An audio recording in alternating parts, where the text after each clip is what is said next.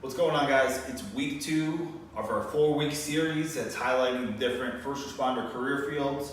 Last week we were talking about firefighting, and this week we're going to be going over law enforcement. So what we're going to go over today is the exact same as we did last week. So we'll go over the common movement patterns that we have in law enforcement. We'll take a look at the different energy systems that are involved in those. We'll look at some of the common injuries within law enforcement, and then finally, based off of all of that, I'll make some recommendations based off of all the information prior to that. So let's get started, taking a look at some of the movements cops are commonly exposed to. You have foot pursuits, going over obstacles, hand-to-hand altercations, searching vehicles, lifting up suspects, and driving around. Now with that, we look at the energy systems next. So again, as a refresher, we have 3 different energy systems. You have your ATP-CP, which is your initial response kind of energy pathway. That's going to be real short within those first 1 to 10 seconds. After that, we start to move into the glycolytic pathway, and that goes up to about 2 or 3 minutes. And anything after that, the predominant source is going to be coming from your oxidative pathway. So taking a look at the systems that are involved in those common movement patterns, with foot pursuits, it's predominantly going to be in the ATP and glycolytic, with going over obstacles and hand-to-hand. Hopefully we can keep that in the ATP. With extended pursuits, you might start to bump into that glycolytic and oxidative, but again, we want to get those complete as quickly as possible. Vehicle searches are a little bit more extended, so you're looking at glycolytic and oxidative. Lifting up suspects is quick, so that's going to be ATP. And then finally, simply driving around is low intensity. That's going to be oxidative. Now, let's go on to some of the common injuries that I see in law enforcement.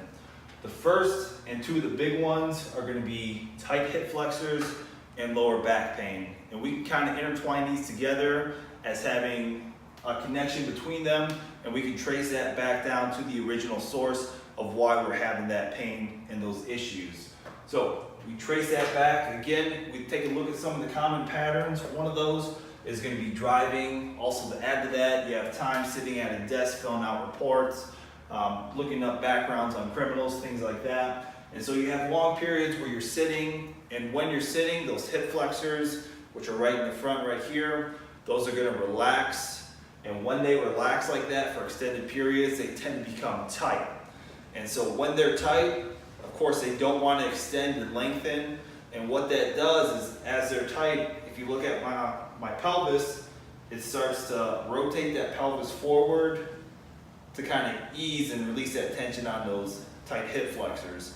Now, when that pelvis comes forward like that, what happens is that lower back starts to hyperextend.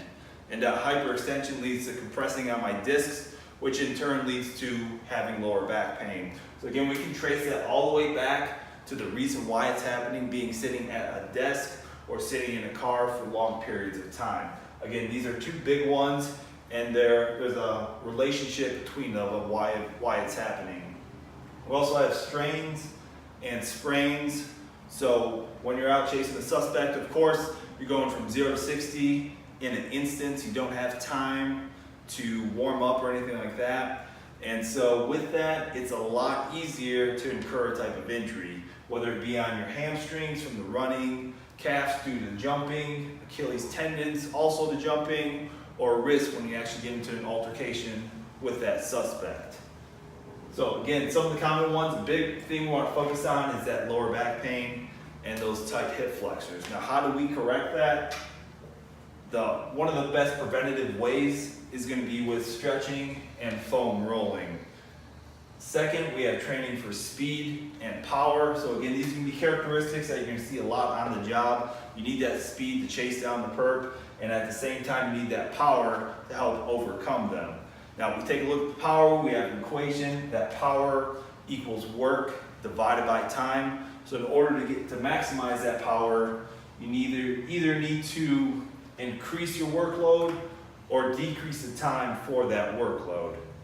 And then finally, we have martial arts as a third recommendation, be that either Krav Maga, which is probably going to most closely mimic that hand-to-hand combat, and also Jiu-Jitsu is another recommendation. based off of using your body and levers to your advantage.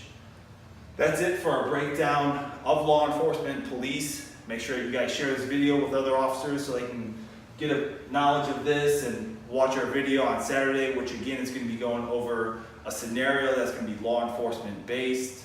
You can check us out on Facebook at facebook.com/maxfortitudefitness or our website, maxfortitudefitness.com. Make sure you guys watch on Saturday again where we have that scenario workout, and thanks for watching, guys.